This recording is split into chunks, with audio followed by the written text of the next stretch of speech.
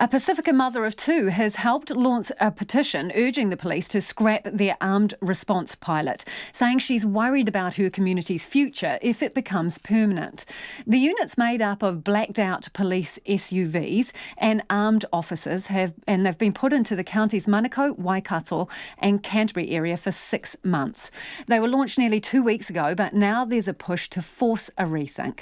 Logan Church has the story. News of the armed response police teams immediately raised red flags for Pasifika mother of two, Melissa Lama. To put it in heavy populated Pacific community, Māori and Pacific communities, I'm really, you couldn't be any more obvious, So to me, with two young boys, I'm very concerned and I'm very scared. And I don't want to have to carry that burden and that fear my mum carried, her parents carried in this country, to my boys, But I feel like that's what's going to happen. Melissa Lama has helped launch a petition asking for the police minister to stop the trial and instead open a dialogue with the communities these teams will be operating in. Nearly 2,000 people have signed the online petition in the last 7 days. A source has told Checkpoints that police have admitted that the armed response teams haven't had the racial bias training needed to effectively police areas with diverse populations. Counties Manakau district has a very high percentage of youth compared to other districts, for example, and the police say it's home to a multitude of ethnicities that require a provision that, quote, meets the specific needs of these groups. Melissa Lama says she's worried that racial bias is still present in policing, giving an example of a community event she's recently been involved in. One thing I remember actually was the police presence that we had during the Mate Maatonga visit in Christchurch, the rugby league. And it was really a shame for me, actually, to remember that we had this at a local park in Hunhei, Rowley. And so there's a lot of Pacific people who came to this community day.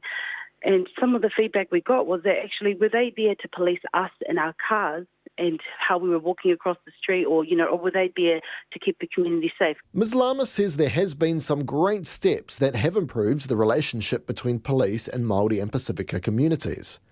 But she says this pilot is a big step back, especially given that many still remember events like the dawn raids of the 1970s. That was when, racism within the police was quite strong, unconscious bias was quite strong, and therefore they were policing pretty much anyone who was brown and pretty much looked like they could be an overstayer. And I guess some of the approaches and the way in which they implemented that type of policing was very unethical, very unfair and unjust.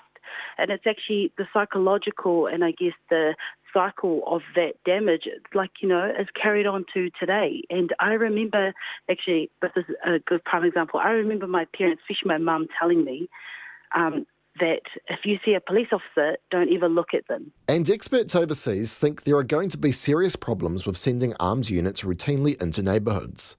Professor Jonathan Mumolo of Princeton University in the United States has extensively researched the pros and cons of arming police. I think what the evidence shows is that using these types of militarized units as a matter of routine can be problematic. They're not lowering crime, they're not keeping officers safer on average, and then the public perception that results from using militarized police is pretty negative in terms of what they think of law enforcement. And he says the New Zealand police need to be very careful how they are used. A theme across the U.S. when these sorts of units have been adopted is that they are adopted on the message that they're going to be used for emergency situations.